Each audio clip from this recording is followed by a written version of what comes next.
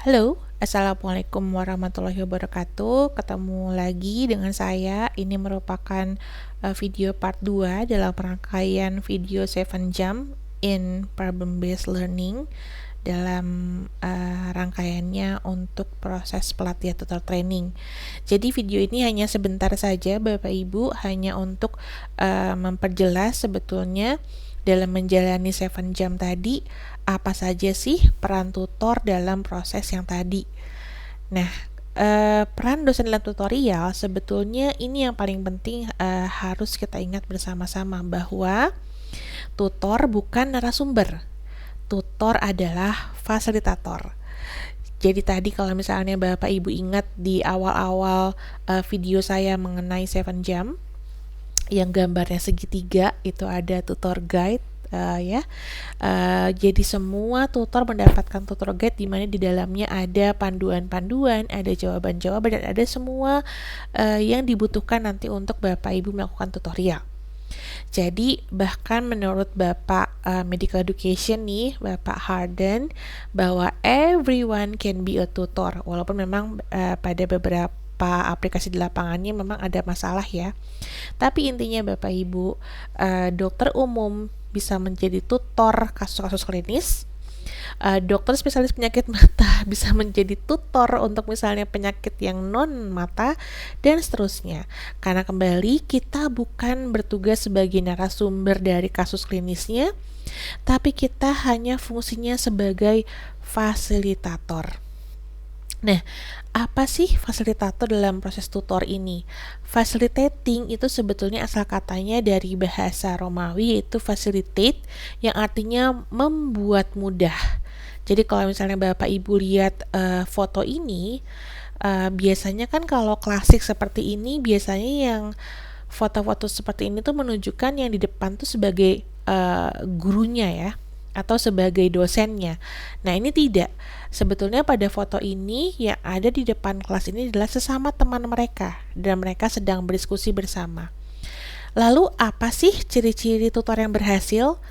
Tutor yang expert atau tutor yang mampu memfasilitasi diskusi adalah tutor yang mampu menolong atau membantu mahasiswa untuk memahami dan mengidentifikasi konsep-konsep penting ketika mereka mempelajari sesuatu.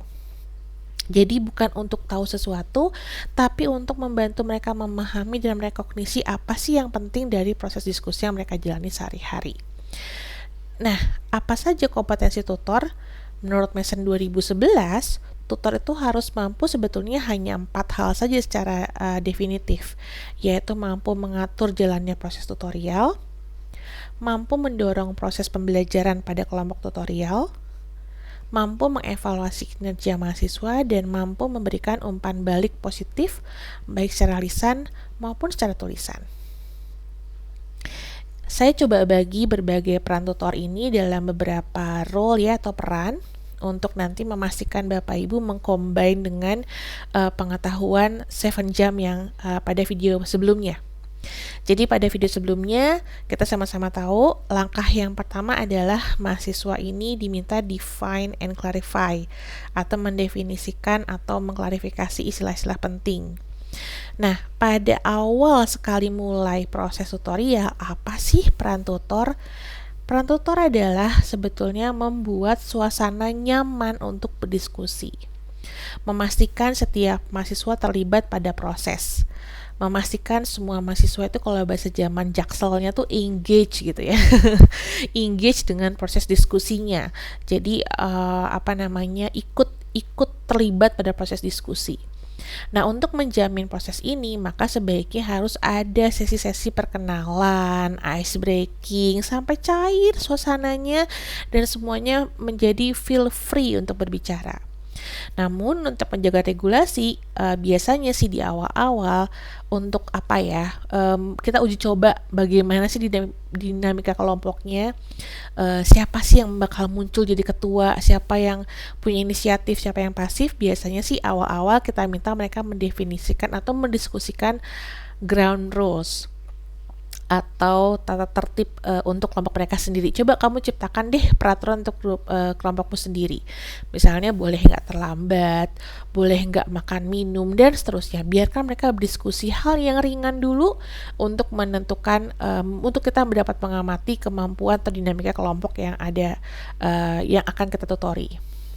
Nah, setelah itu, ketika kita memberikan kasus nih, dalam memberikan kasus ini, sebaiknya Bapak Ibu, ini yang paling penting, kita tidak diminta memberikan jawaban atau menjelaskan atau menerangkan. ini saya alami ya Bapak Ibu di awal-awal PBL ya. Gatel gitu, pengen apa ya kalau udah diskusinya melenceng, atau kalau misalnya mahasiswanya ada ngaco-ngaco gitu atau diskusinya kemana-mana, karena kita pengen mereka sampai ke tujuannya, jadi suka pengen ngasih tahu gitu, suka pengen ngebocorin kisi-kisinya.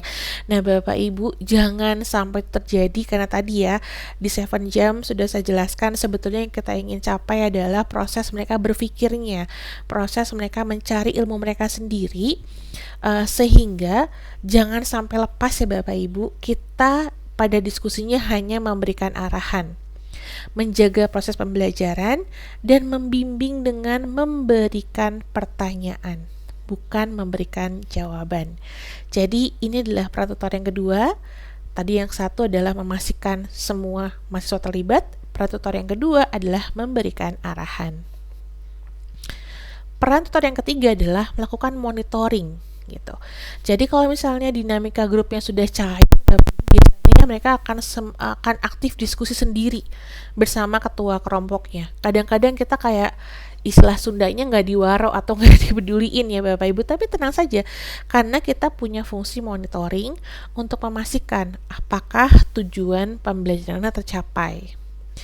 Nah, ini agak sedikit tricky nanti pada prakteknya Bapak Ibu, karena kita tahu mereka mesti mencapai apa, tapi mereka tidak. Nah, ini sangat dibutuhkan sangat dibutuhkan kalau pengalaman saya itu kesabaran. Sabar nunggu mereka nanti untuk sampai ke akhirnya membahas. Misalnya kalau Bapak Ibu ingat contoh kasus yang saya berikan di 7 jam, yaitu Asma, muter-muternya lama gitu ya, kok nggak ketemu ya konsep RW-nya gitu.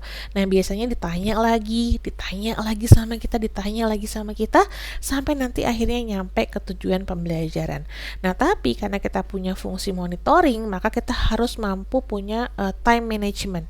Ya, time management itu kita bisa mengira-ngira nih, dengan proses seperti ini apa yang mesti kita percepat, apa yang kita bisa biarkan, dan seterusnya. Lalu yang kedua adalah termasuk memonitoring partisipasi mahasiswa tadi. Pastikan kontribusi semua mahasiswa. Mahasiswa itu kadang-kadang macam-macam ya, ada yang aktif, ada yang pasif. Nah, disitulah fungsi tutor. Jadi kalau misalnya ada satu kelompok tuh biasanya suka ada yang rame banget, ada yang mendominasi, atau ada yang jadinya yang pasif tambah pasif. Disitulah tutor bisa mengintervensi.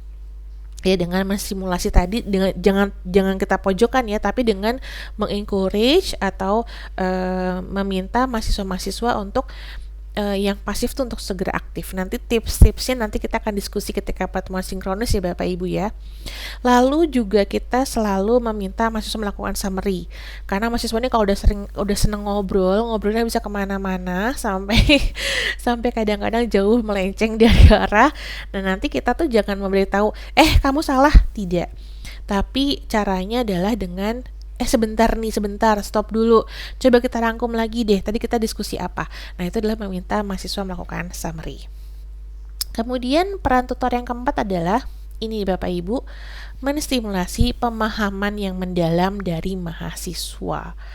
Kata kuncinya adalah don't lead statement through without challenge. Jadi Bapak Ibu, kalau misalnya Bapak Ibu coba cek tentang level kompetensi ya, level kompetensi yang paling bawah itu adalah dia tidak tahu apa yang dia tidak tahu.